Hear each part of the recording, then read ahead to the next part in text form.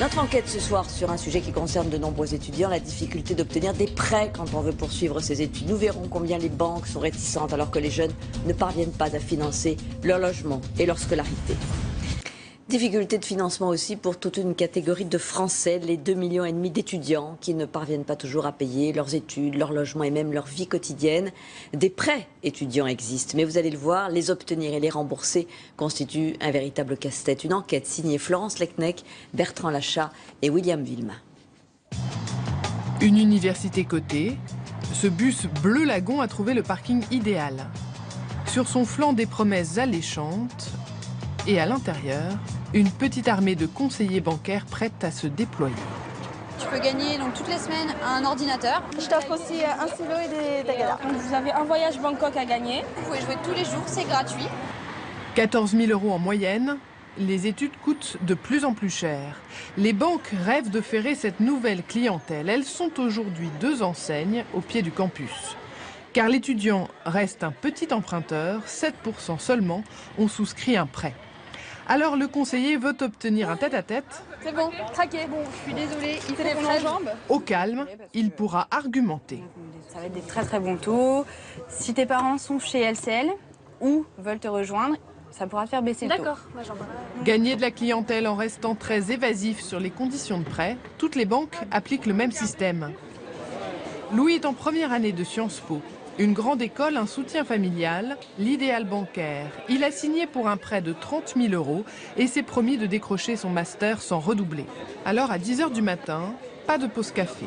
Je sais qu'il faut faire attention et par exemple là au début de semestre, quand on a dû s'inscrire au sport, qu'on a dû acheter nos livres, qu'on a dû faire plein de trucs, j'avais l'impression de dépenser 500 € par jour.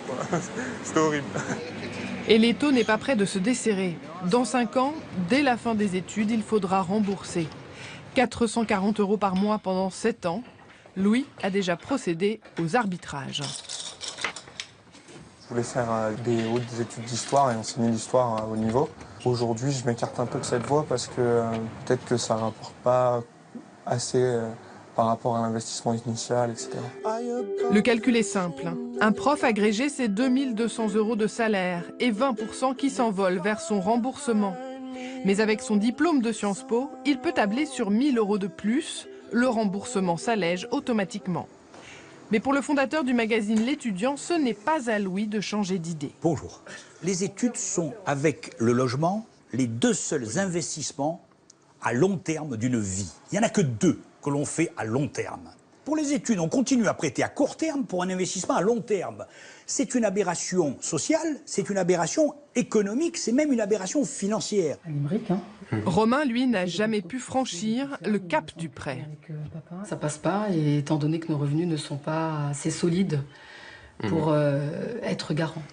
Pas de caution solidaire, synonyme de galère. Pourtant, depuis 5 ans, un système compense a priori ce handicap, le prêt OSEO. Normalement, là, je devrais en effet avoir le droit au prêt OSEO, parce que c'est bien marqué sans caution personnelle ni condition de ressources. Un prêt garanti par l'État et commercialisé par 4 banques. En caméra cachée, nous avons donc joué aux étudiants et là, première surprise, ce n'est pas tout à fait sans caution. En fait, c'est l'État qui se porte garant de vous, mais qui est à hauteur de 70% du prêt. Donc concrètement, si vous me demandez un prêt de 1 000 €, l'État couvre 700 et il nous faut une garantie sur 300. Et quand bien même vous vous laisseriez tenter, deuxième surprise, en pleine rentrée, les caisses sont vides. Pour OSEO, c'est une enveloppe que l'État donne aux banques et cette enveloppe-là a été épuisée. C'est un très beau campus, le campus est énorme. Faute de financement, Romain voit son rêve menacé. Accepté ici à Limerick, l'une des plus prestigieuses universités irlandaises, personne ne semble vouloir l'aider à parier sur l'avenir. D'ici quelques mois, si j'ai toujours pas trouvé d'aide particulière de la part, je sais pas, du gouvernement, d'un organisme particulier, ou que je n'ai pas trouvé d'emploi sur place, c'est vrai que d'ici 2 à 3 mois, je pense que la situation sera pas tenable, tout simplement. Abandonner ses études ou ne pas les envisager, faute de moyens, le couperet des étudiants sans caution. Il représente la moitié de ceux qui poussent la porte des banques.